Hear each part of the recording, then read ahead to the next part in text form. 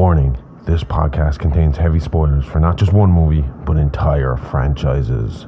We highly recommend going and watching these movies before listening to us as a companion piece that stitches all the timelines into one creepy, crime-ridden story. There will be no more spoiler warnings. We do not break character. After this, there is no turning back. You've been warned. Hit the music. You are talking about the nonsensical ravings of a lunatic mind. It's alive! It's alive! It's alive! It's alive!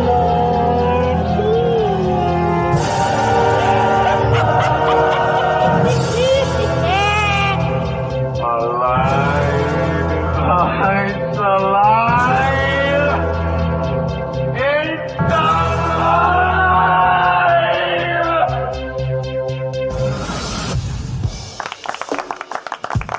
So I'm going to open a little different this week.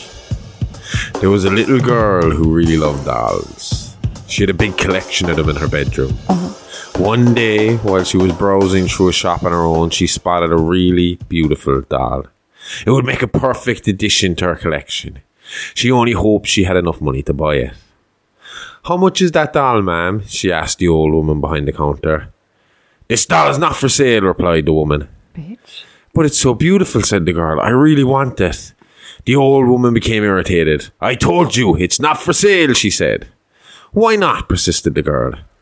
"Because this doll is cursed." "Well, that's okay, I don't mind. I'm not going to sell it to you. But if you really must have it, go ahead and take it. It's yours. But if something bad happens, don't blame me." "Ah, yes. Thank you," said the girl, smiling as she grabbed the doll and walked out of the shop. The little girl was so delighted to get the doll for free that she ran all the way home, carrying it in her arms. When she got to her apartment building, she went to the lobby. It was deserted. She stood there waiting for the elevator to arrive. The doors opened, and she stepped inside, clutching her doll tightly. The doors closed, but the elevator didn't move. The little girl got scared and began trembling in fear. "Oh my God," she thought to herself. "Is this the curse of the doll?" Suddenly, she felt the doll move in her arms. Ever so slowly, its head turned to face her. The little girl wanted to scream, but she couldn't make a sound. The doll's eyelids fluttered and opened. It stared at her with her lifeless glass eyes, and then it opened its mouth and it said, "Push the button to go up, bitch." I was just about to fucking say it. And I was like, don't interrupt him. I was like, push the fucking button. Hello, welcome to It's Alive podcast. This is a true crime, paranormal, interstellar podcast covering unbelievable stories that sound like they were ripped straight from the pages of a Hollywood script. I'm your host, the man of many names, the outlaw Harley Ray, the bruiser Bronson, Dr. H. or Smokenstein THC, or you can call me Josh for short. And with me, as always, is my very own Scream Queen, the perfect combination of beauty and brains, the bride of Smokenstein, the India horror, the expert of guts and gore, the gorgeous, the sexy Amy Rose. And Amy, I'm scared. Me too. We kind of have to talk about it. I mean, Do we have to? really didn't want to, but okay, let me explain first why I didn't want to, because people would take that badly as well. Is that we didn't want to? Yeah, because people would be like, "Oh, you shouldn't be burying your head in the No, sand." it's... Well, I mean, I suppose let me explain first why I bury my head in the sand. Like, for the first 30 odd years of my life, I like to be completely ignorant and carefree when it came to world politics, the economy, or just general world news. It's too depressing, and when you're younger, you can disassociate from this stuff. If it's not affecting your everyday life directly, who cares? And if shit happens in this country, I can split to the UK or the US or Canada or Australia. There's always greener fields, like, you know? Yeah. Then COVID happened, and there was nowhere to run. Couple that with the US and their constant political turmoil and the Russian-Ukraine war, and suddenly I'm forced to kind of start looking at things, because everywhere and everything is affecting my everyday living, you know? Yeah. Suddenly,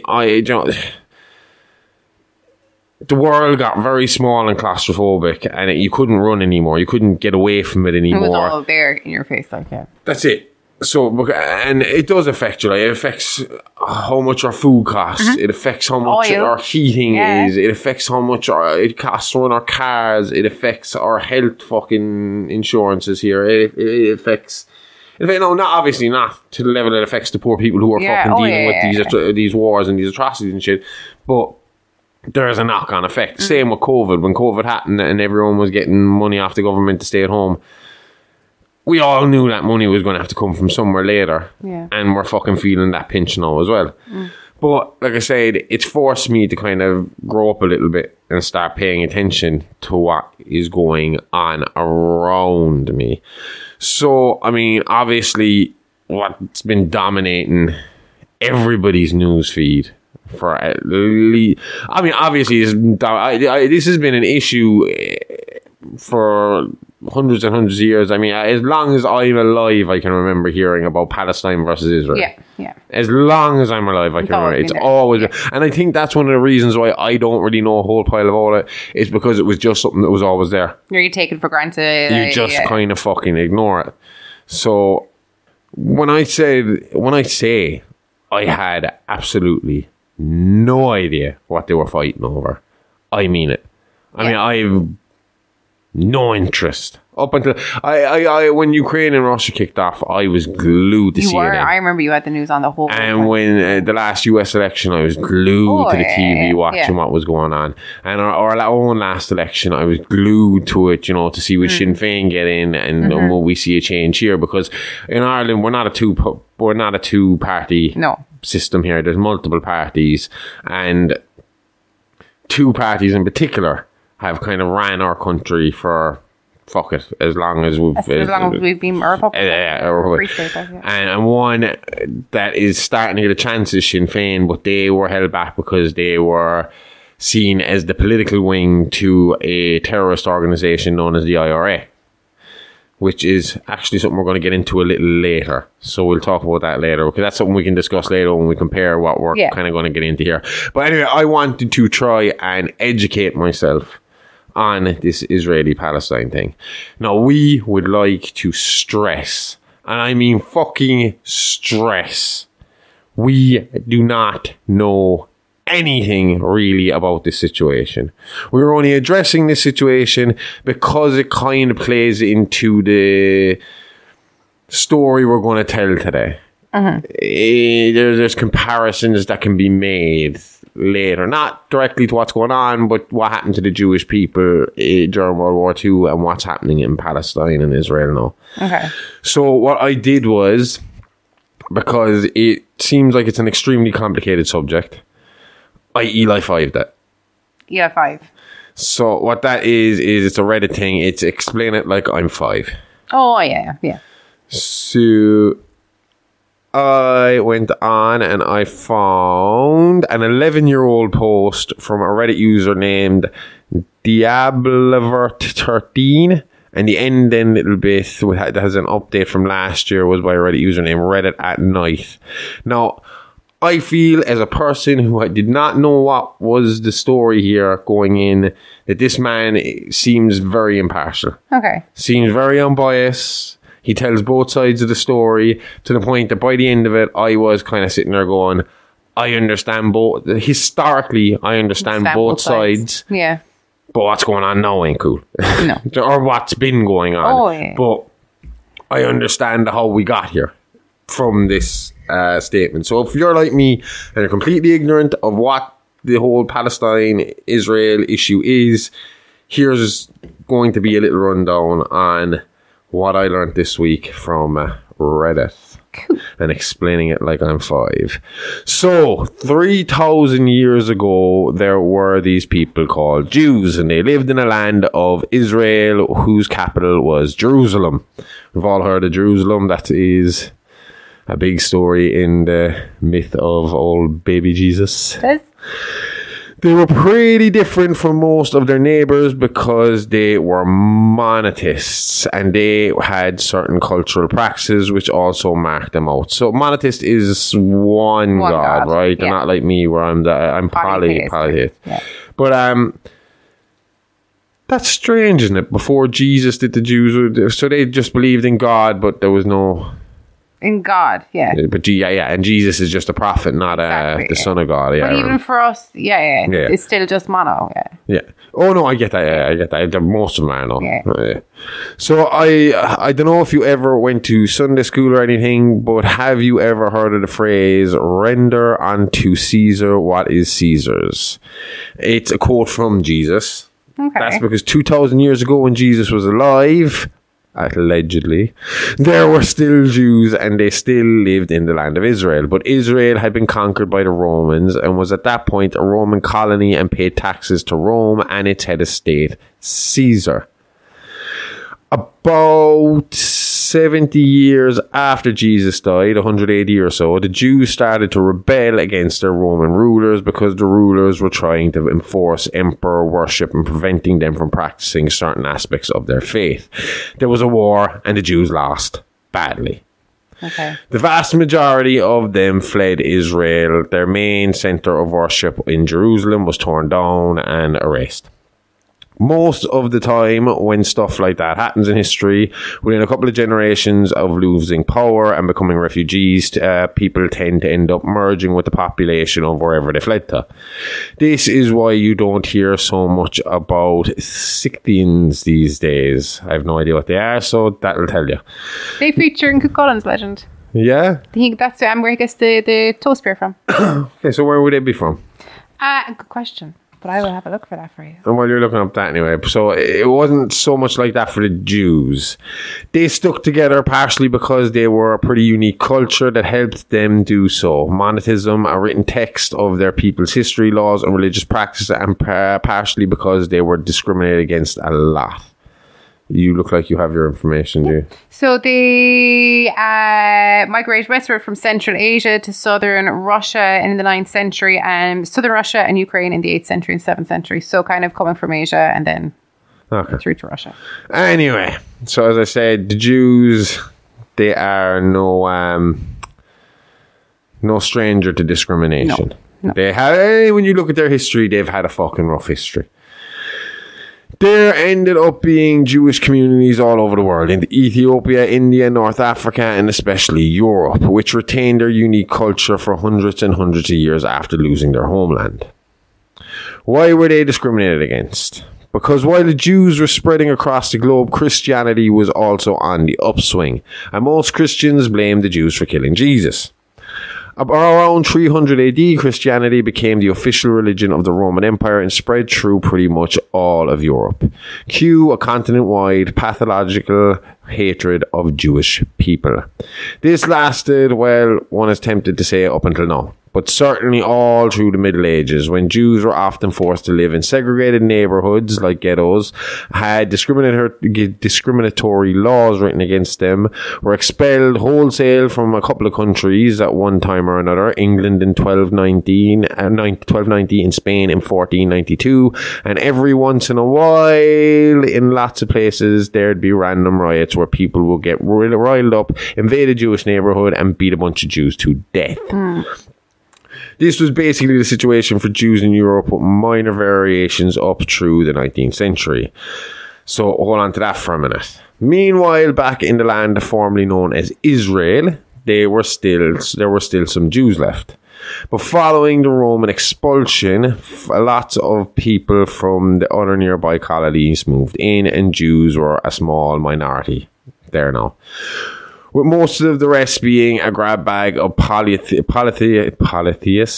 and Christians and so forth. Around about 500 AD, the Roman Empire was in decline. Local rulers controlled little bits of its former territory. And then in 600 or so, along came a guy who you may have heard of by the name of Muhammad. Now, if you know any Muslim, you probably do know a guy by the name of Muhammad. A lot of them have. But like you see, a lot of them would have it just in there somewhere. Mm-hmm. You even notice that with the Norwegians and the Scandinavians. Thor in Thor there, used to, Thor and Odin used to be just thrown it, like Thorsten and stuff like that, just to get it in there. Yeah. So obviously Muhammad turns up and he invents a new religion called Islam. The man is a Hith. By the year 700 or so, basically all of the area we now call the Middle East had been conquered by Muhammad and his followers and gradually begins to convert to Islam. Not 100%, but not 100% of everybody, but the vast majority of people, including the territory which had been Israel. Around this time, that area is encompassed by a larger area known as Palestine. So while the Jews are scattered all over the world, being shat on by whoever's in charge, the land that used to be called Israel spends 1,000 plus years forming a small part of various Muslim empires and being lived in and ruled by Muslims, and mostly being referred to as Palestine. This catches us up to the 19th century. During the 19th century in Europe, nationalism was a big thing. The countries of Germany and Italy were created, basically under the idea that everyone who speaks the same language is a part of one people and each person deserves their own country. Some Jewish leaders noticed this, plus the fact that they were continually being discriminated against, and they said, you know what, fuck it, we're never going to be safe and secure unless Jewish people have a country to call their own. They started a movement called Zionism, which held that Jews from Europe and other places should move back to the area that used to be Israel. So they started buying land and working towards creating their own country. Given how heavily Jews were discriminated against in Europe, this Zionism thing turns out to be pretty popular.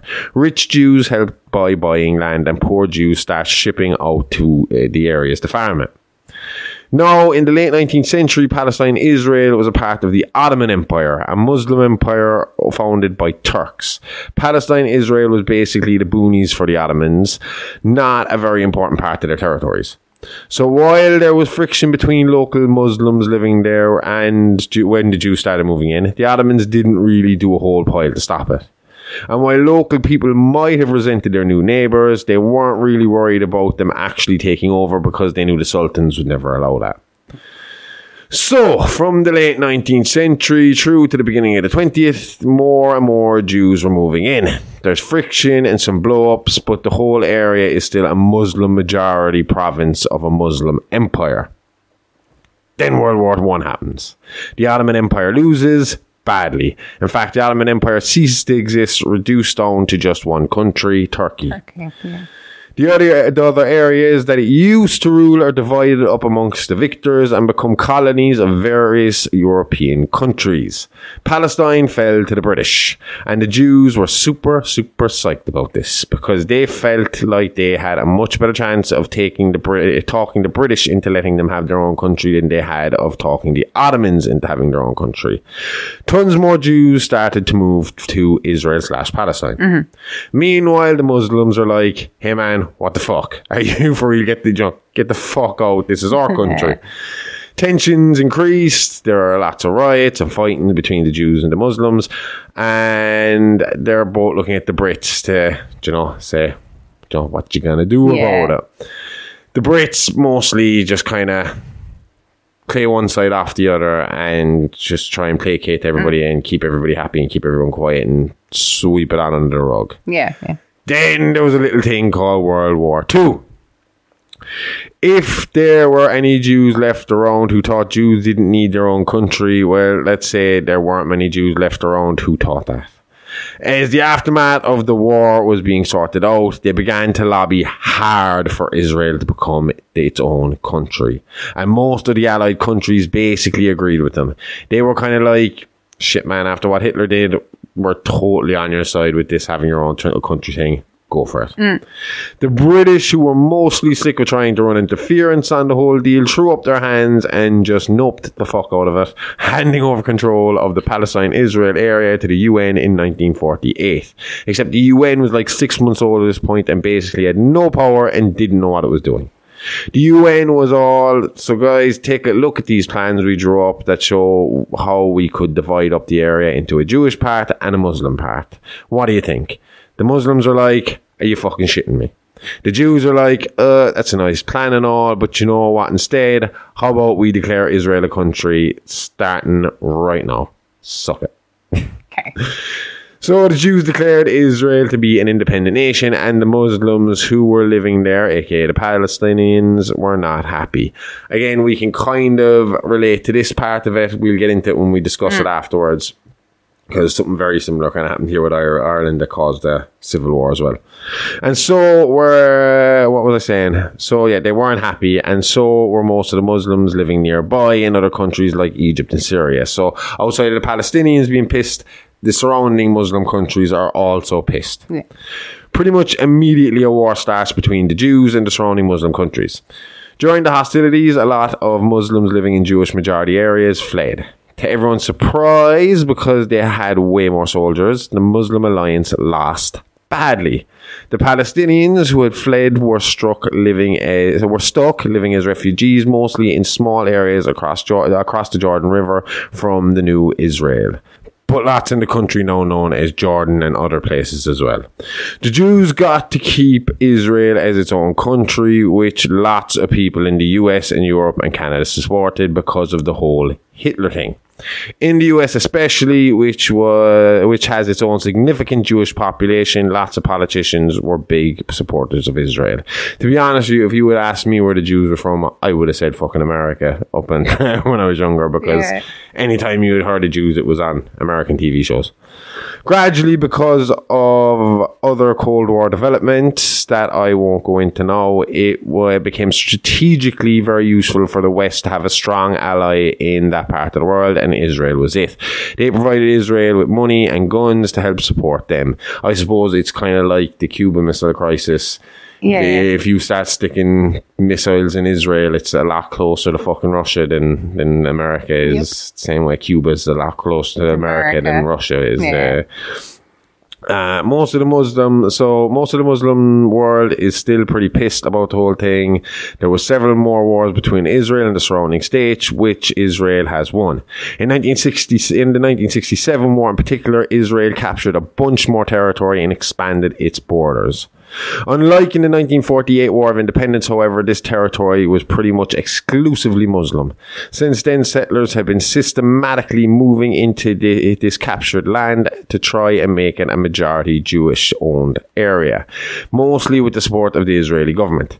The US and other countries are against this, but if the settlers succeed, there won't be enough land left for the Palestinians to have their own country, and most people think they should have one too, a two-state solution. Yeah. I love the way they say the US and other countries against it, but the US are the ones that are like, here's money, here's guns, here's bombs. Whatever you do with it is, I'm not looking, I don't know, I don't want to know. After losing the 1967 war, some Palestinian groups turned to terrorism in their bid to keep fighting for statehood. Again, something Irish people can relate to, and we will get into again in a few minutes. Yeah. The US and other countries which supported the existence of Israel were considered fair game as well. There have also been several huge large-scale uprisings against Israel by Palestinians. The Palestinian territories are landlocked and very poor, so that kind of fucks them too. Mm-hmm. There have been a few other wars between Israel and the other Arab states, but gradually the other Arab states make peace with Israel, so Israel is much wealthier than its neighbours and has much more advanced army. I wouldn't have thought that. I don't know why I saw Israel as a poor country. They all have mandatory military training as well, men and women. Oh, yeah, but a lot of those Middle Eastern countries do. Mm. Okay, so that was the first guy's bit. This is the update. So now it's 2024. Most of what was British territory, the British territory of Palestine, is now the nation of Israel. They maintain military control over the entire territory, but there were two regions that are nominally Palestinian. One is called the West Bank, and it's the land between Jerusalem and the River Jordan. The other region is called Gaza, a small strip wedged between Egypt and the sea. Life in the Palestinian territories is not good. Israel controls their borders. Israelis are also building new towns in the West Bank and then building walls around them. Economic opportunities for Palestinians are pretty slim. About the only way the Palestinians can fight back is through guerrilla tactics and terrorism. Gaza is controlled by an Islamic group called Hamas, who believe that Israel should be wiped out and the whole territory should be returned to the Palestinian control. This is unlikely as much as Hamas or Palestine fight, generally Israel can fight back a hell of a lot harder, which means for your average Palestine civilian, things are just going to get a lot worse and just going to keep getting worse and worse. Yeah. There have been a number of attempts to have peace talks and resolve the issue. Palestine doesn't want to accept what they view as crumbs. Israel don't want to leave or give up their land. The big thing I take away from this, though, is instead of becoming better than their oppressors, that it seems Israel, they founded their country for, that they wanted to found a country for. They wanted to get away from these oppressors, and instead of building a utopia where they could be better than these people, they have become these homicidal, genocidal fucking maniacs and are doing the exact same thing to the Palestinian people that has been done to the Jewish people for fucking thousands and thousands of years. Oh, absolutely. So I think like that's really where you're looking at it and going, well, you of all the cultures and all the religions and all the people in the world, you more than anybody should know what this feels like, and you should fucking maybe take a step back and look at how you're fucking dealing with this. Because I would agree, from what I know, their best bet here seems like a 2-state system. It sounds like the best. Because it's kind of like they both have claim to the land. I mean, it's different. Like, when you look at like the Ireland-England situation, that seems too fresh because it's only a couple of 100 years. No, it's 800 years, 900 years. But in comparison to the thousands of years that their conflict has been going on, where it's like, it's so historical. It's so historical that you can't really be blaming the modern day Palestinians for being where they are. And you can't really kind of push them out now just because you got pushed out by their ancestors 1,000 years ago. Yeah. Do you know? I mean, like, we didn't like it here either, but there had to be there was so much fucking back and forth fighting between Catholics and Protestants up the north that we had to kind of say, I mean, like, there was civil war in this country because of a 2-state system. Yeah. And because we had to give up some fucking land to the English to get the majority back. And I mean, if you ask some Irish, they were still fighting for it. And I mean, I only saw an article yesterday where Mary Lou McDonald said she reckons by 2040 that we'll have a referendum for the fucking 32 county full Irish country again. They'll have as in like we can't do anything about it down here. As in like a referendum in the south, it would have to be like a referendum up north. Oh yeah, I'm aware of that. But imagine if it was that easy. We're all just going to vote. And but you have to remember she's in power up there too. Oh, I know. Yeah, she's but I just thought the way you do it. Yeah, well, MP is that? It's MP. I don't know. Yeah, member of parliament. Yeah, member of parliament. Yeah. But so I mean, like, I think the Irish can understand the struggle more than anything, especially the Palestinians with the IRA and stuff like that. I mean, again, I've listened to the Troubles podcast and what the IRA did and what the UVF were doing and what the fucking UDA were doing and what the INLA were doing, and it's all awful, terrible shit. The main fucking thing that everybody should be taking away from all of this is none of this should be fucking happening in this modern day and age. No. There's no reason why people can't just sit down and have a civilized fucking discussion and sort this fucking shit out. I know that's a very, very simplistic and innocent and fucking gullible way of looking at things. But I mean, at least like I said to you, I think I said it last week in an episode or something, like in one of our episodes, if you're going to have to fucking fight, and if you have to have soldiers fighting soldiers, and have soldiers fighting soldiers, fucking dedicate a specific battleground and go have a specific battleground. There shouldn't be any civilian loss at all. No. It's not these what people can do fucking today, regular women and kids that are fucking having their lives destroyed and fucking ruined and fucking murdered, raped, fucking blown up to pieces, all for dirt. Yeah. Another plot of dirt to say is yours.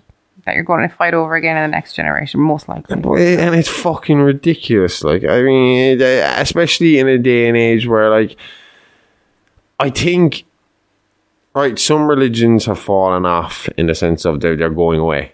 But others have learned to, like, that used to fight, have learned to kind of deal with each other. I mean, we have mosques in Ireland now that would never have been there before, do you know?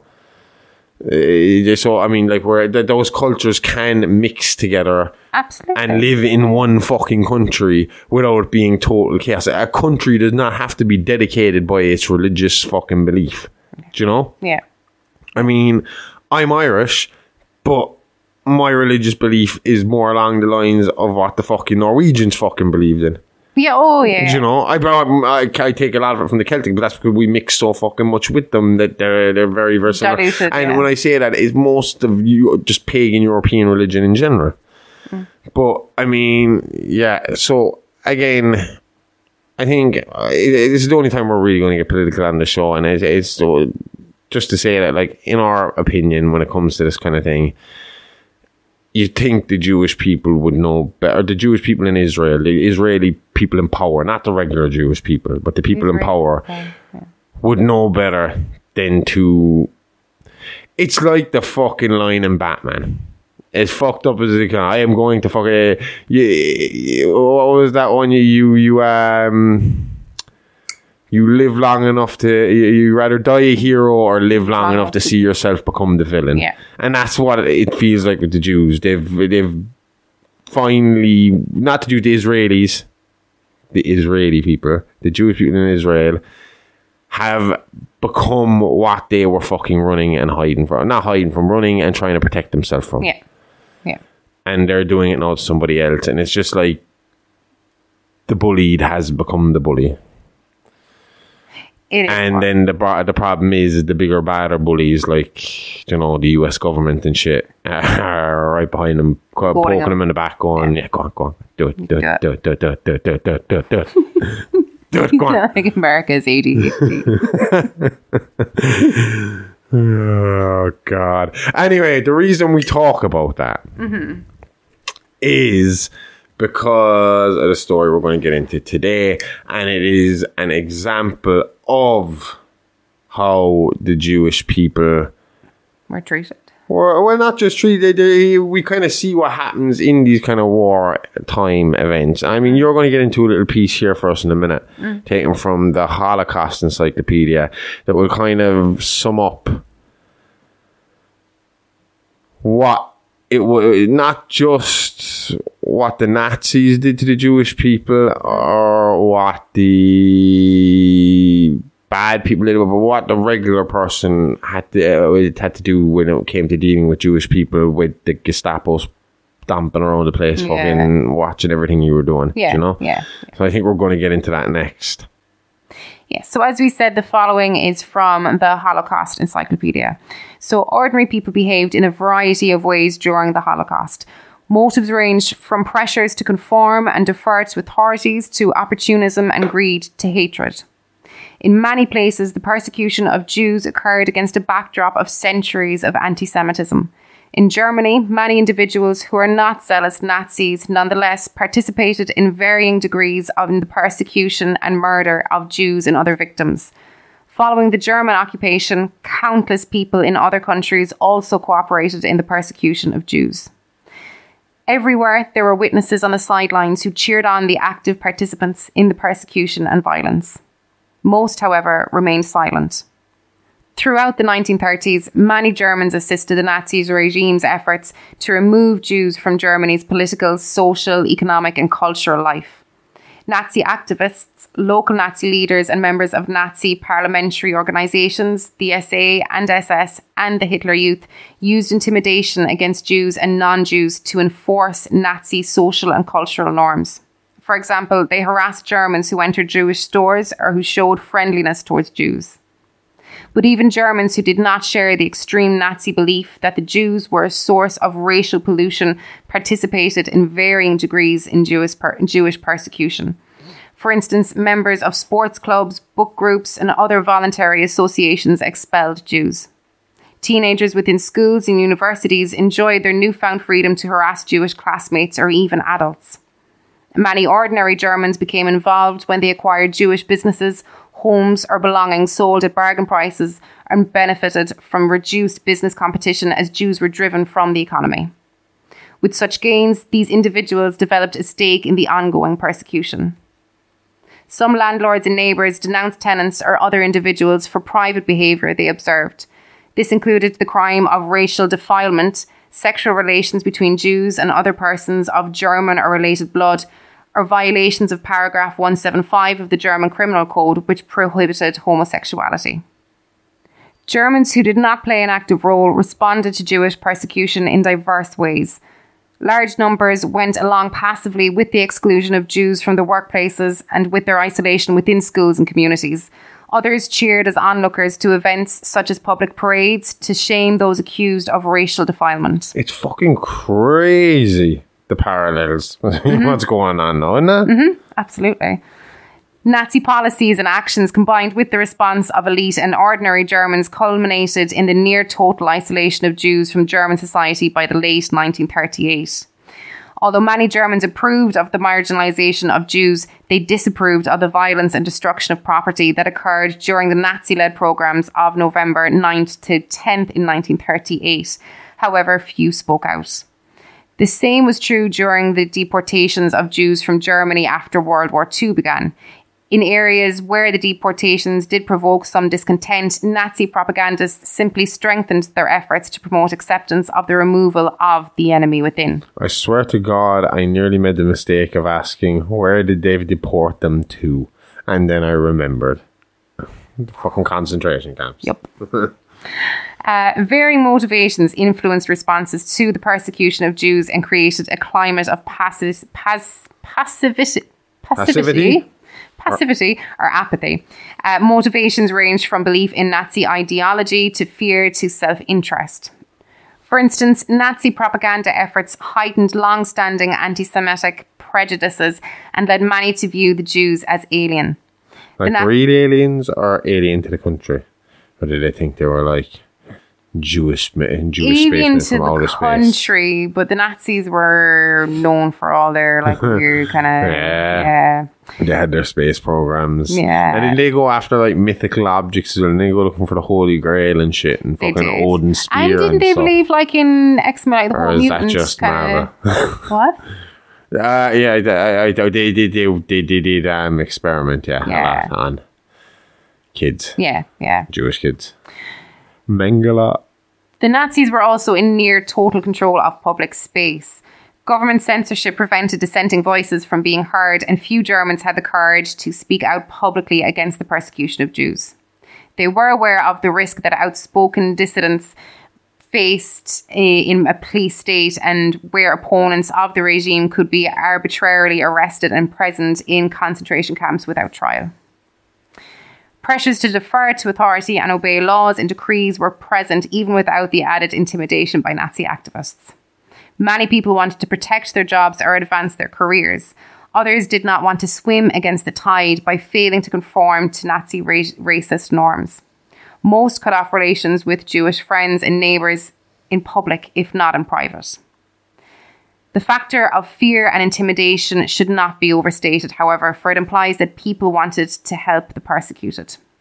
For many Germans, their livelihoods and well-being of their families were simply at much higher priority than a group who represented a tiny fraction of the population and who was constantly demonised as a dangerous threat.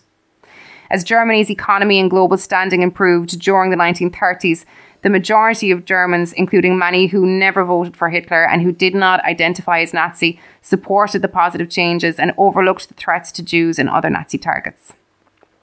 Many more people came under direct Nazi rule once the war began.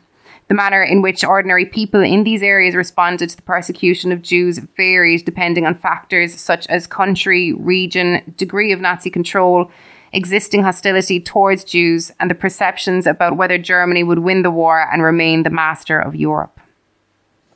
After the invasion of Poland in 1939, Western and Southern Europe in 1940, and the Soviet Union in 1941, German forces became thinly stretched across vast occupied areas. They needed tens of thousands of non-Germans, from local officials and police to ordinary citizens, to help implement occupation policies, including measures that targeted Jews and other victims of Nazism. In regions of Eastern Europe under direct Nazi rule, non-Germans helped carry out Nazi policies, including ghettoization and forced labour of Jews, the seizure or transfer of Jewish property, and the roundup and transport of Jews to the killing sites. During Nazi-organised mass shootings of Jews, communists, Roma and psychiatric patients in Soviet territories, tens of thousands of non-German auxiliary police served as guards and killers. So what's fucked up is like they'd make them like fucking dig their graves like and then just gone. That's it. Local government officials recruited others to work as clerks, grave diggers, wagon drivers and cooks. Some locals at times, on their own initiative, violently attacked Jews, robbing and killing them. The motives of non-Germans who participated in the persecution and murder of Jews in Nazi-ruled Eastern Europe varied. Nazi propaganda reinforced long-standing local anti-Semitic prejudices. Ideologically driven individuals were free to act within the climate of licensed violence against Jews. I was just about to ask that question. Would they have had to have kept up the facade a little bit of having a proper country and prosecute people for murdering regular Jewish people, or was it just like fucking full on the purge when it came to Jewish people? If you saw a Jew and you just decided you wanted to kill him, you could just fucking walk right over, fucking stab him and walk off, and no one's going to do shit because it's Nazi Germany. Right, yeah. Or would you be arrested? And I would assume that maybe you would be arrested, but if you ran away and they found the body and they'd be like, it's just a joke. Yeah, there's no point in looking into it or anything. Like, yeah, it would have been like they say about like black prostitutes in America. They call them the less dead. Yeah. And it's just because when a cop comes and they find a black prostitute, they're just going to be like, well, no one's going to go looking for them. And say they bought this on themselves. They knew what they were getting into. Fuck it. Yeah. We're not going to be able to find the killer, so why bother even trying? Yeah. In places that the Soviets occupied between 1939 and 1941, local populations often blamed Jews as a group for oppressive Soviet policies. German propagandists aimed to deepen such animosity by constantly linking Jews and communists to a mythical Judeo-Bolshevik threat. Tens of thousands of men joined auxiliary police forces or militias.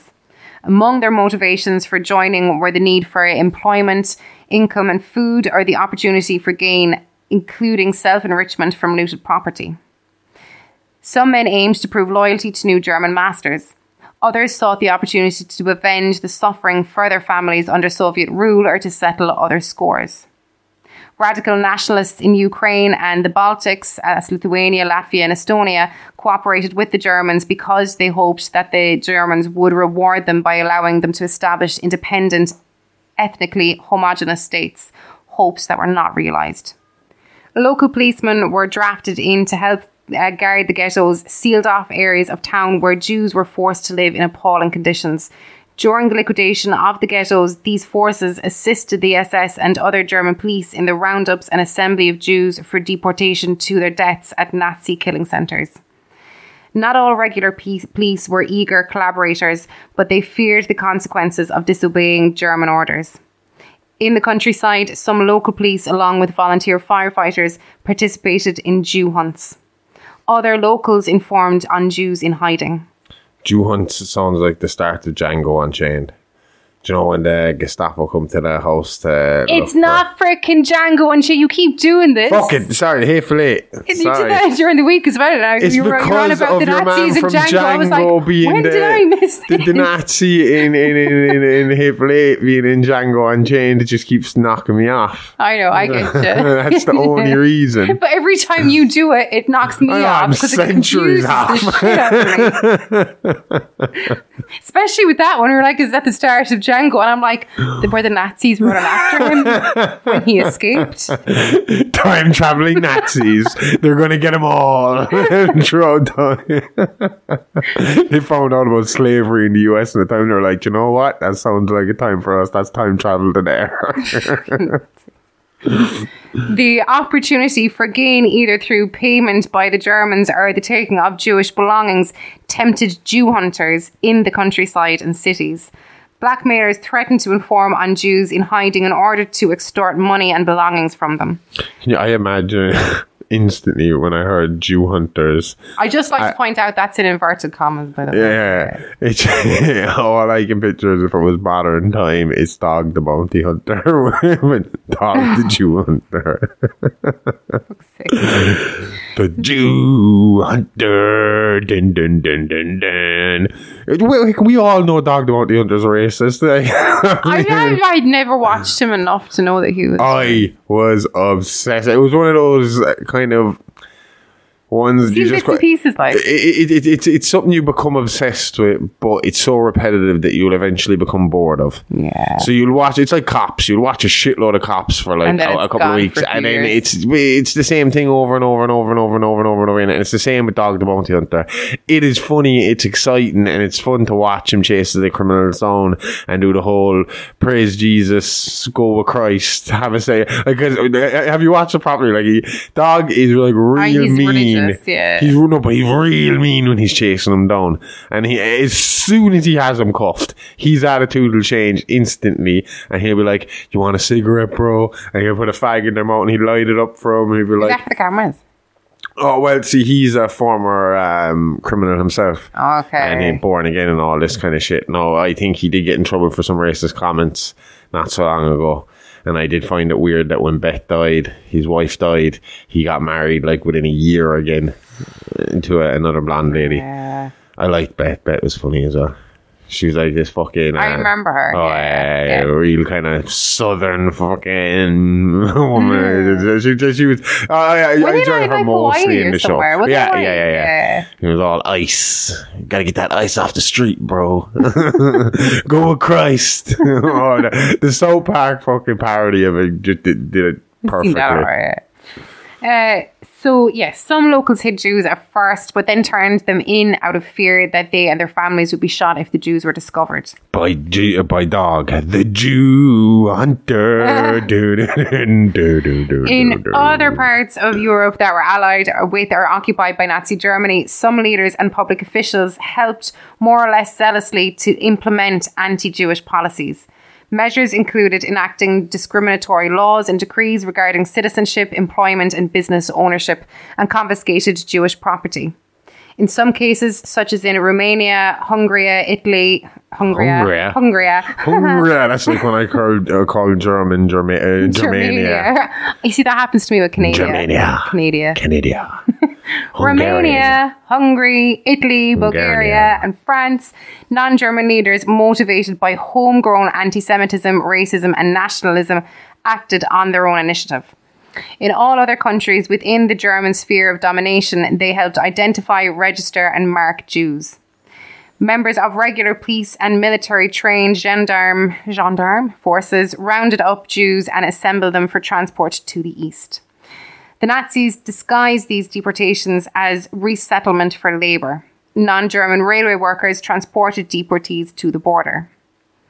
The presence of Jew hunters, some of them ideologically aligned with the Nazis and many of them tempted by the lure of monetary rewards, reduced the possibility of Jew survival in hiding.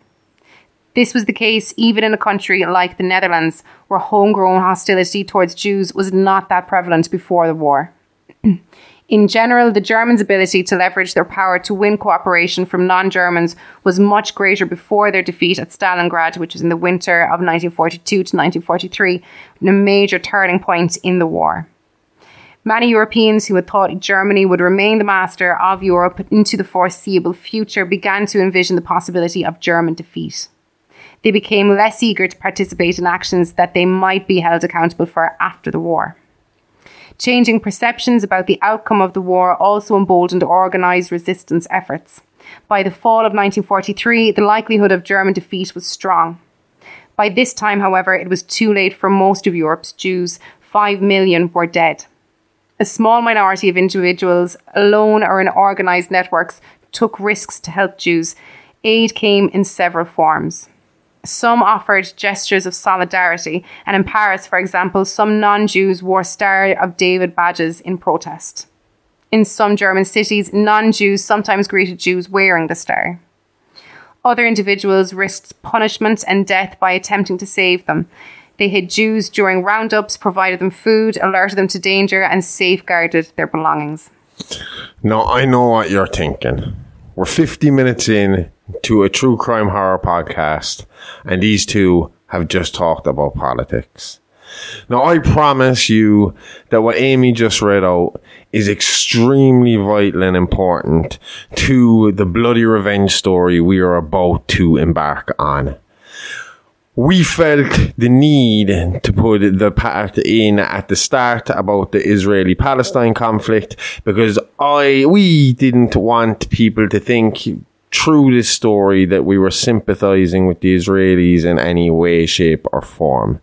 If anything, we feel this is a story, what we read out at the start should be more like a lesson of look at fucking your past and try not to be the bad that you're running from, as I've said before. But again, we needed to just put our position in place before getting into this story, which is based around post-World War II. And as you were saying there, the treatment of the Jews throughout World War II in Germany. Not so much by the Nazis in this case, but by the general German public or Nazi sympathizers or people who just went along with the status quo. Yeah. And that's what will bring us into the story of the revenge of the von Sturms. Hey, you. Yeah, you. You like the podcast? Want some more? Then head on over to our Patreon page where for just €5 a month you get up to 12 extra shows in that month, along with piles of mini-sodes covering fun facts from the world of horror and true crime. Each week we drop multiple shows such as Real Monsters, where we look at the inspiration behind the movie killers, or Behind the Mask, where we take a look at the influential people and happenings in the world of Hollywood. All this, plus movie reviews, watch-alongs, and regular AMAs. That means ask me anything. You really do get a bang for your buck. And by bang, I mean like podcast. I'm not soliciting or anything. Shit. Moving on. For just €5 a month, all this could be yours. So head on over to www.patreon.com/IAApod. That's www.patreon.com/IAApod and start listening now. So the story we're going to tell today is rooted in the many war crimes committed not just by the Nazis, but the greedy few who ventured to gain and take advantage of the Jewish plight and persecution throughout and after World War II. The von Sturm case was a chilling true crime tale that unfolded in 1966, sending shockwaves through the communities of 1960s Britain. This intriguing and sinister story captured the attention of the nation, leaving the public both fascinated and horrified by the events that transpired. During this tumultuous time in history, Britain was undergoing significant social and cultural changes. The swinging 60s brought about a sense of liberation and freedom, but alongside it, there was also a growing unease and anxiety. It was against this backdrop that the von Sturms case emerged, adding to the mounting sense of fear and uncertainty. The case centered around a series of mysterious and brutal murders that seemed to defy explanation. The victims, all prominent figures in their respective fields, were found brutally slain, their bodies arranged in a grotesque manner. The macabre details that stood out in each crime scene was the presence of an eerie doll strategically placed near the bodies. The nation was gripped by fear as the killer, dubbed the psychopath by the media, remained at large, continuing to strike without warning. The brutality and precision with which the murders were carried out suggest a cunning and methodical killer, leaving investigators perplexed and the public on edge. The psychological impact of the von Sturms case cannot be understated. It unleashed a wave of paranoia and fear as people began to question the safety of their own homes and communities. The concept of a faceless, sadistic killer lurking in the shadows struck fear in the hearts of many, leading to a heightened sense of vigilance and suspicion. The public's insatiable appetite for true crime stories propelled the case into the spotlight, with newspapers and television channels providing daily updates on the investigation. In this episode, we will delve deeper into the victims and the mysterious dolls, explore the investigation and the growing suspicion on the von Sturm family. We'll uncover the tragic backstory of the accused and ultimately witness the confrontation and the end of the von Sturms, reflecting on the aftermath of the case and its lasting legacy. So as we said earlier, outside of the obvious atrocities and laws broken throughout World War II, there were those outside of the political sphere whose only motivation for causing suffering pain were greed, power and self-preservation. While the Nazis held power, those people felt untouchable, from the law anyway. I'm sure the Gestapo kept even the most hardened Nazi supporters on their toes constantly. But this safety net wasn't to last, because as we all know, the Nazis lost the war and Hitler shot himself. Or, moved to Argentina under a new alias. Who knows? Alex Jones alert. Just see me sweating, spitting over here and red-faced while I tell you all about the Nazi scientists, how they put the first man on the moon, but the moon landing is fake. So what did they need the Nazi scientists for, Amy? What did they need the scientists for? Story for another episode, I think. Yep, and I know the episode too, but as you said, that's for later. So with the Nazis defeated, the true scope of their crimes came to light, with concentration camps such as Auschwitz being shown to the vast public audience for the first time. This was evil like we had never seen before, which meant the world's individual governments had to come together to work out how to deal with the aftermath of the war and its related crimes. Amy, I think you have a little piece on that. Sure do. So this comes from khanacademy.org. Khan is in K-A-H and not Khan. C-O-N. Tony Khan. Yeah. Oh, is it? Yeah. Oh. So since the end of the Second World War, international states have agreed on the importance of basic human rights. Despite the widespread acceptance of human rights in theory, however, in practice, proponents face a dilemma between human rights and national sovereignty. You may remember that national sovereignty is the idea that nation states have the right to exist and to be free from interference. Governments can do whatever they wish to whomever they wish inside their own borders. In the second half of the 20th century, people began to make arguments for human rights of individual people over the rights of governments.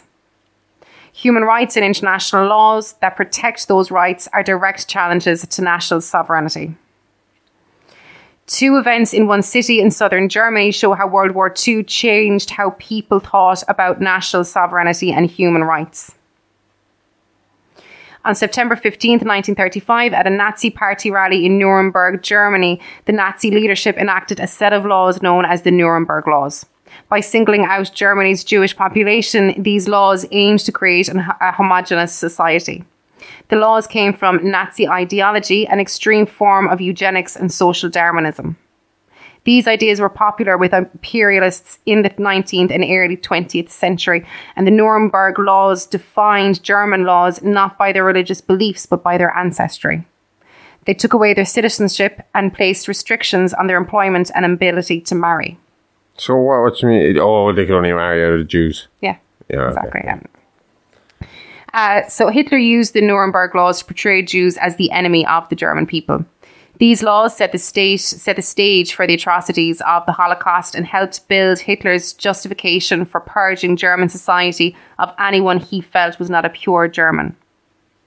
In addition to Jews, the Nazis murdered millions of disabled, black, Roma and gay people who did not fit their racial ideology. The atrocities that the Nuremberg Laws enabled are stunning examples of the dangers of unlimited power. The Nuremberg Laws enforced Hitler's beliefs that he could do whatever he wanted to whomever he wanted inside his borders. After the war ended in 1945, the victorious Allied powers wanted to establish a peaceful world order. So they debated the role of human rights in ensuring world peace.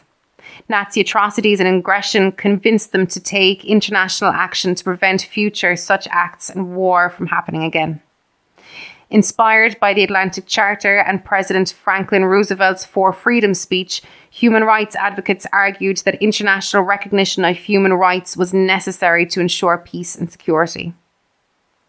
Debates about human rights were central at the San Francisco Conference in 1945 as the Allies met and created the United Nations. The Charter of the United Nations was signed by 50 countries in San Francisco in June of 1945. It contains a paradox. Its introduction and the very first article state a faith in fundamental human rights. The very next part of the Charter, Article 2, guarantees national sovereignty and forbids the United Nations from getting involved in any matters within the domestic jurisdiction of any state. See, I was going to ask when you said earlier about like how this was done to stop a country from having unlimited power like Hitler had, how they were getting away with it in Korea. And obviously you just explained it there. That's how they're getting away with it in Korea, because there is a loophole to, you're not allowed to do that, but at the same time, we're not allowed to stop you from doing that. Yeah, exactly. Rule 1, don't do it. Rule 2, we won't stop you if you do. Do you know what's annoying me? What? I can say sovereignty, right? If it's not coming after a word, but if I put a word in front of it, I can only say sovereignty. I'm saying it wrong the whole time. Oh, right, that's okay, because I thought it wasn't sovereignty when you said it. No, it's sovereign. I can't. In a sentence, it doesn't matter. People know. Anyway, people know. Just in case you're like, what the fuck is that word? This is a paradox. Well, what we just explained is a paradox because an international organisation like the United Nations cannot prevent or punish human rights abuses by governments if those governments are allowed to do whatever they wish inside their national borders. The Nuremberg trials, which started just 5 months after the signing of the United Nations Charter, addressed this paradox. The early plans for the trials were first discussed at the San Francisco Conference. In a remarkable display of cooperation, the United States, the Soviet Union, Great Britain and France agreed to bring the leadership of the Nazi Party to trial. These trials helped to take ideas about human rights and turn them into formal international laws. This was the first time in history that the international community prosecuted the leaders of major power. So this will be the first time, basically, where you had a country sue a country or bring a country to court. Yeah. Not just a person, it's a whole government is being brought to trial. Exactly. Okay. Exactly. And you know you are on the wrong side. You know you're the bad guy. If the Russian government are on the other side going, no, you're in trouble. We're agreeing with America on this one. Then you know you fucked up and that you're in big trouble. I remember being younger and hearing that and being very surprised because I thought that they were on. Oh, no, sooner was this done and they were fucking the Cold War started. I know. The Nuremberg trials were a total of 13 trials of Nazi officials held from 1945 to 1949.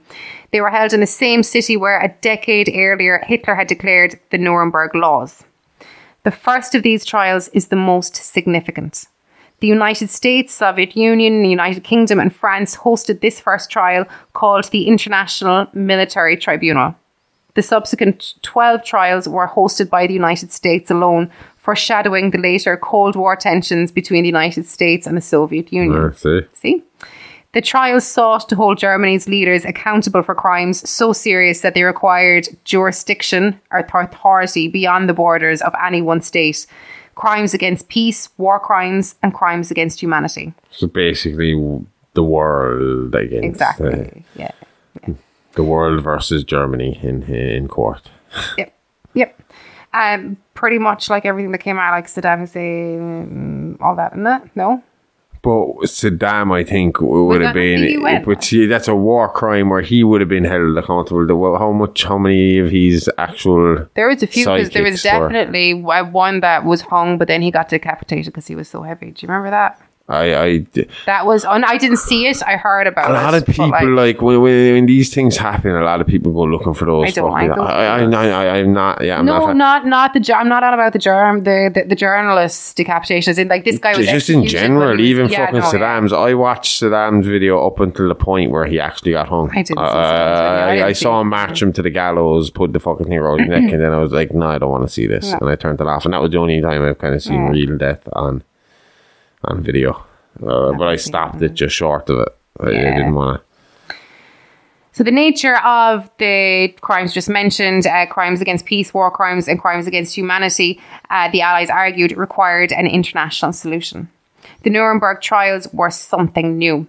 They represented the idea that states and national leaders could be punished not just for aggression towards other nations, as had been the case after World War I, but also for violating the rights of their own citizens. For their part, the German leaders on trial defended their actions on the grounds of national sovereignty. Good job. The high-ranking Nazi official Hermann Göring insisted that was our right. We were a sovereign state, and that was strictly our business. But the Nuremberg trials rejected the principle that a government could do whatever it wanted inside its own borders. Göring was convicted and sentenced to death. He committed suicide in his jail cell the night before his execution. Fucking coward. Which leads us nicely into the story of Karl von Sturm, as he would also meet a similar end to Hermann Göring. Only difference is he didn't deserve the punishment he was having doled out to him. You see, Karl von Sturm was a successful industrialist in Germany both before and during the war. Any idea what industry he's in? From what I read, he kind of had his hand in a bit of everything from clothing factories to toy manufacturing. When the war ended, the innocent people of Germany, Europe, and the world wanted to see someone held responsible for the atrocities committed to the Jewish people and their sympathizers. And with Hitler tanning on the beaches of Argentina, came the Nuremberg trials we spoke of earlier. The high-profile trials were just that, for high-profile, unapologetic, hardcore Nazis who were, to the most part, set to meet a firing squad for their crimes. While these high-profile trials took place to deal with the main shot callers of the Nazi party, the world made sure not to forget about the little guy, as smaller commissions were put together to investigate, prosecute, and convict Nazi sympathizers and criminals who profited from the suffering of others during the war. Karl von Sturm found himself in front of one of these commissions, accused of using Jewish slave labour in his factories throughout the reign of the Third Reich. The four men he faced on the commission, Reinhard Klermer, Frank Saville, Victor Ledoux, and Martin Roth, all acquaintances of the accused. See, I thought when you named him out, it was a nice impartial mix. I'm guessing Klermer is German, Ledoux is French, and Saville and Roth are British. Yep. Saville sounds French though, but he was a Brit. Ah, yeah, but all that impartialness goes out the window when you find out that they're actually mates. Yeah, but not in the way you think.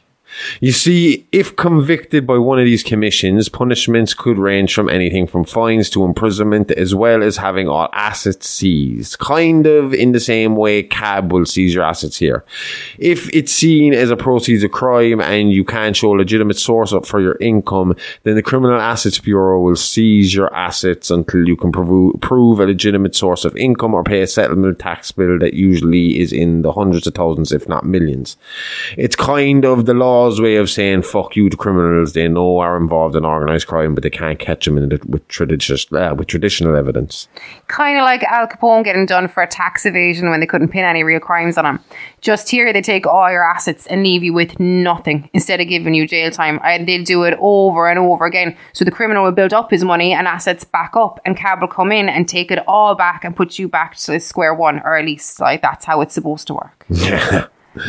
Right, so as you said, with Karl on trial and his four business acquaintances as his jury, Karl felt confident he will be cleared of all charges. No justice. You're right, because while Karl was guilty of shunning potential employees for being Jewish, he was not guilty of slave labour. Ooh, plot twist. Like we said earlier, even the Germans who despised the Nazis and what they stood for still had to or chose to follow the status quo out of self-preservation. The Gestapo were nothing to fuck with. The Gestapo were the official political police in Nazi Germany and later occupied Europe. The term Gestapo means secret state police in German, and the organisation was one of the most significant internal Nazi groups to enforce the political will of Adolf Hitler. As I said earlier, even the Nazis were afraid of the Gestapo. Imagine Hitler as Palpatine and the most evil man in the universe, and he has a whole army of Darth Vaders instead of shitty stormtroopers. Yeah. That's basically what it fucking was, like, you know? Yeah. And they were basically like the CIA for fucking... for Hitler, but they were specifically hunting down Jews and Jewish sympathizers and rebels and anybody that went against the Nazi rule. Anyway, even if Carl was guilty of prejudice through fear, he was innocent of slave labour charges, which made it all the more surprising to him when his friends found him guilty of all charges, sentencing him to life imprisonment and seizing all his assets and funds. But they were business acquaintances. Like, surely they visited his factories in the past and would know that he was a legitimate businessman, like him following the rules. Yep. They also knew how much all those factories were worth. Thing is, at this time, portions of seized assets and funds had a tendency to fall through the cracks of the system and usually found their way into the pockets of the men tasked with presiding over these commissions. Evil and greed didn't die with Hitler, and these men felt they were owed something by these German men who toed the line instead of showing resistance and solidarity with the Allies. So for that, they rationalised that it would only be fair to make von Sturm suffer for his cowardness, falsifying documents and taking his wealth to divide amongst themselves. Karl von Sturm, devastated, took his life in prison only 2 weeks into his life sentence, leaving behind his widow Hedwig and their young son Mark, who out of shame now bought to their family name, left to find refuge in England as Hedwig von Sturm set out to clear her husband's name and regain their rightful assets and good name in decent society. Only problem is she didn't realise just yet who was to blame and used Reinhard Klemmer as the solicitor in the case. Reinhard had confided in Mark von Sturm many years after his father's death that there was no evidence to be found and he had to give up the investigation. But due to Hedwig's already fragile mental state, that living in hope would be better for her than revealing the truth. What Reinhard didn't know at the time, though, was Mark had already begun his own investigation and had the necessary proof he needed in documentation stolen from Klemmer's office, a fact Klemmer wouldn't realise until 6 p.m. on the night of his death. 1 hour later, he will be mowed down by a red 1962 Volvo as he rushed to a music session with his co-conspirators. It was here he planned to inform them of his suspicion of Mark von Sturm and what he might know. But he was stopped at 7 p.m. when a red Volvo ran him over, then back and over again. Then one more time for good luck. Along with Reinhard Klemmer's mangled body lay his smashed violin and a doll. The doll was custom made and was a perfect resemblance of the now deceased solicitor. Now I mentioned a little bit back there that they felt that Hedwig von Sturm, Mrs. von Sturm's, so I keep calling them Strum because that's why I misspelled them during the week and I was calling them Strum for half the week while I was writing the script. But it's Sturm. Sturm. It's Sturm. But basically after her husband's death, she got basically mental paralysis is what it is. She believes she is paralyzed from the waist down, pretty much. She can't walk, power to walk, so she's confined to a wheelchair. Her mental state isn't great, so that's why Reinhardt here was saying, we really shouldn't tell Hedwig what's going on, because at least with hope it'll keep her going, but if I confirmed to her that her husband was using Jewish slave labour, it'll kill her, you know? Yeah. So it might be better to keep it hidden. No, the thing about it is, a part of her mental health issues and ways she dealt with it was over the, I don't know, was it 19 years or so since her husband had died? Yeah. She had started collecting dolls. Creepy. So her house was jam-packed. And I mean jam, like when cops went in there after all this was said and done, I think they brought out somewhere close to $130 to $150, custom made by her. She had a workshop. She built these things. It's a hobby. It would be, except she referred to them as her children, and she had no real connection with humans. She didn't trust humans anymore after what happened to her husband. So she basically only conversed with her son and with the dolls who she referred to as her kids. That's it. Yeah. Okay. So they were like, she'd have dinner parties with fucking tea parties with the dolls, dressing them up, changing them, walking around the house, talking to them randomly. Well, not walking, wheeling herself around the house. But and again, I will have to the stress. guys that marry the dolls now. Huh? It's like the guys that marry the dolls now. What, in Japan? Yeah. Yeah, it's creepy. But again, I stress as well. Her paralysis was mental. It was basically brought on by stress of her situation. Yeah. Because she was determined. She did not believe that her husband was guilty of these crimes, and she was like hell bent on proving it and getting her status back and getting all her assets back and getting her and clearing her husband's name. Like, she loved her husband. She wanted to clear the man's fucking name. She knew that he had been falsely accused. Like, she just didn't know by who right then and there. Yeah. Okay, it's honesty time. We have a confession to make. We suck at socials, no good at Insta, can't send a tweet or an X or whatever that super villain looking motherfucker is calling it now. Stick to your space cars, Elon. But we know you want to chat. You want to be kept updated. You want to be alive all the goddamn time. So we're getting down from the antisocial soapbox and giving this a try. So come chat to us on Insta and Twitter at AliveAlivePod, or hit us up by email at itsalivaalivepod@gmail.com. We want to hear from you. Tell us what you like, what you don't like. This is a project. It's still a work in progress, and we just want to give you more what you like and less of what you can't stand. So give us a like, give us a follow. We'll always hit you back, and we'll always try to reply to everyone. So come say hi. We don't bite. Well, at least Amy doesn't. And she keeps me well fed, so you got nothing to worry about. Now, back to the show. So Inspector Patrick Holloway was assigned to the case, and after examining the scene, decided to follow on Claremer's intended path to the residence of Frank Seville, where the quartet had arranged to meet for a Posh Boy Jam Fest. After a quick round of questioning where the inspector collected alibis, Holloway inquired as to what exactly was going on in Claremer's personal and professional life that may have led to his untimely death.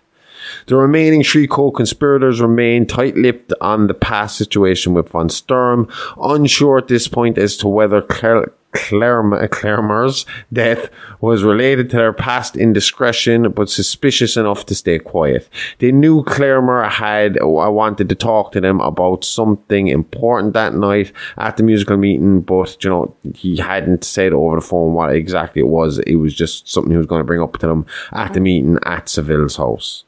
So with no evidence to go on outside of a doll and alibis being provided by all suspects, Holloway excused himself and called it a night, with nothing left to do but wait for lab analysis to provide him with more information on the doll and the homicidal car.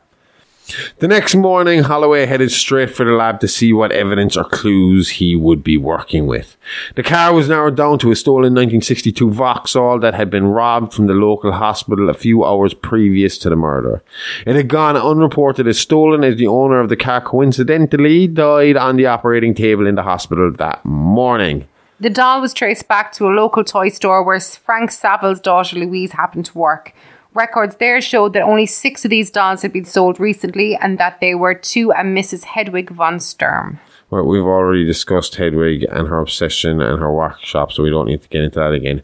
Saville, I don't know why I kept calling them the Sevilles. I kept making that mistake as well, and I kept looking at them going, it's like Jimmy Savile. Why the fuck do I keep calling them Sevilles? That's why they're fucking British. Savile. Because there's this place, Seville is a place. But that's, but I kept reading it as that. Obviously it's Savile. Fucking idiot. Jeez. I'm telling you, this should be the no-name podcast. That's what we should just call ourselves. So this information was enough to warrant a visit from the inspector, who, needless to say, was a little disturbed by Mrs. von Sturm's extended imaginary family. After giving the inspector the grand tour, she brought him to her workshop, where Holloway showed her the doll of Claremer and asked if it was one of hers. She instantly recognized the doll as being that of her solicitor, but insisted she had not been its creator. She was then informed of Mr. Claremer's death, to which she seemed to get extremely upset by. Remember, she still believed Claremer was working on clearing her husband's name, and with him gone, so goes the hope we spoke about earlier. Not to kill the tone of the thing completely, but we had to stop recording there because we caught the mouse.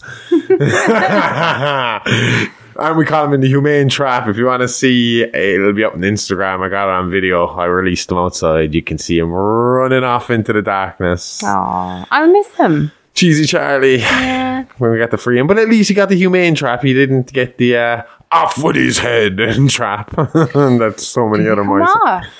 I have definitely had cases of traps where I've went in and there's been blood splattered all over the place. No. But no, he got the humane trap and he is off outside now running around.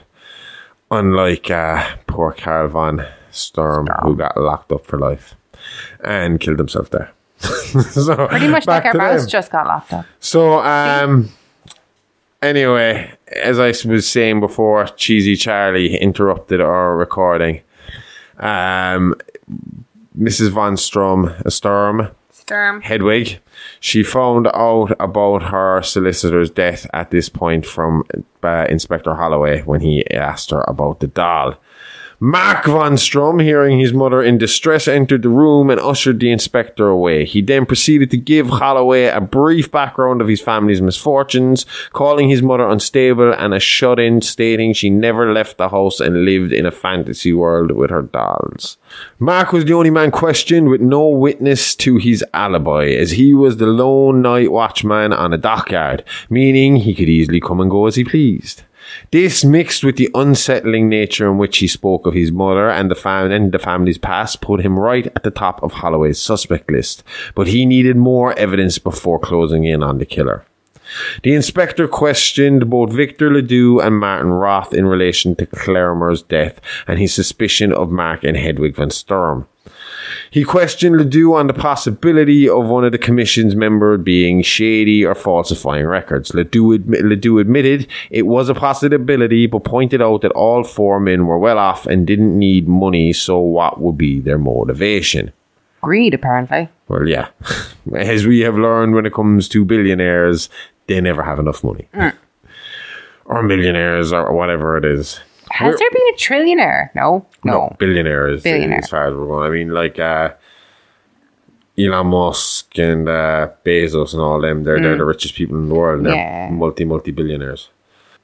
So while he focused on the commission with Ledoux, with Roth, who was a doctor and the doctor of Mrs. von Sturm, Holloway focused more on her mental and physical ailments, hypothesizing that she was putting it all on and using it as a smokescreen for her murderous ways. Roth insisted this was very unlikely, as he had been treating her for years and he was good enough at his job to spot when he was dealing with a fake and the real deal. A journal entry left by Roth revealed that the visit from Holloway had spooked him and that he was unsure if evidence proving his guilt had been found or was about to be revealed. He commented he was going to visit Ledoux that evening to discuss the situation and decide what to do next. In the meantime, Frank Seville, who suffered from a heart problem, had been dealing with chest pains brought on by the stress of the situation. His doctor, Dr. Colin Glynn, prescribed him some medication and rest, but assured his daughter Louise that there was no need to worry. Someone switched out his medicine with cyanide, killing Seville with his first dose that night. The next day, Martin Roth and Victor Ledoux were found dead in Victor's art studio. Martin had been burnt to death with a blowtorch, while Victor had been strangled and hung from a shower rail. Next to him hung an identical doll swinging in the breeze caused by the passing police. Roth and Seville's bodies were also accompanied by lifelike dolls. Creepy, but with everybody involved dead now and the doll connection, does that not almost guarantee one, if not both, of the von Sturms are the killers? Yep, but it's still just circumstantial evidence. Holloway wanted something concrete that would stick before he took Mark and Hedwig in for questioning. So with that, Inspector Holloway made a visit to Mark's place of work, the local shipping dock, questioning Mark again, leading him with his questions so as to almost let Mark know that the net was closing in. Mark was no fool, so with the writing on the wall, it led the inspector on a chase around the dockyard, where he tried to run him over with a runaway boat he had let loose from its slip. The boats, for some reason, I don't understand this, but they were kind of like on a slant. Do you know, it's almost like they were brought in kind of, I suppose the car backing them down in. Yeah, that's why. But anyway, they'd be tied, they were kind of tied in, and he was letting them loose and they were coming down then, so they were coming down and nearly killed Inspector Holloway. And in the confusion, Mark hadn't noticed that he had also let loose a tie that held in place a ton of thick, heavy chain, usually used to hold the bigger boats in place. Now, when I say thick, heavy chain, I am talking about one link would be the size of our TV inside. Oh, easily, yeah. So this is fucking lengths and lengths of that just tumbling down on top of him. Holloway, convinced no man could survive such an extreme amount of metal hitting their body, left to get reinforcements, the fire brigade and the ambulance and the likes. When he returned, the body of Mark von Sturm was missing. There was no evidence or leads to his disappearance. Ooh. The next day, Louise Saville was invited to the home of Hedwig von Sturm for what she believed to be a meeting to clear the air between the two rival families, an eye for an eye and all that. But Hedwig had other ideas, blaming Louise and her family for the von Sturm misfortune.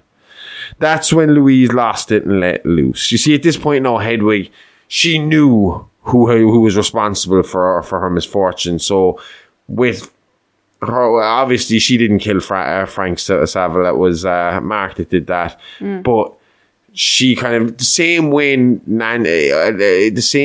that Sydney kind of inherited Maureen Prescott's vengeance from Billy. Yeah, Hedwig is kind of portraying her anger now on Louise because Frank isn't there to take it anymore. Like, you know. Okay.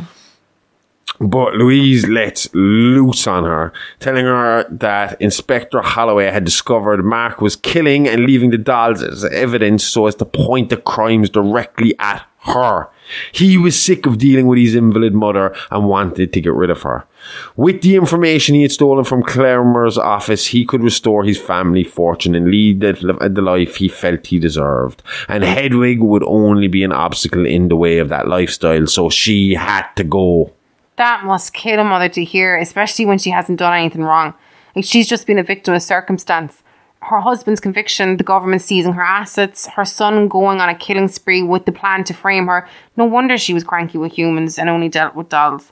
I'd love to know what happened to Mark's dead body. Nothing, because there was no dead body.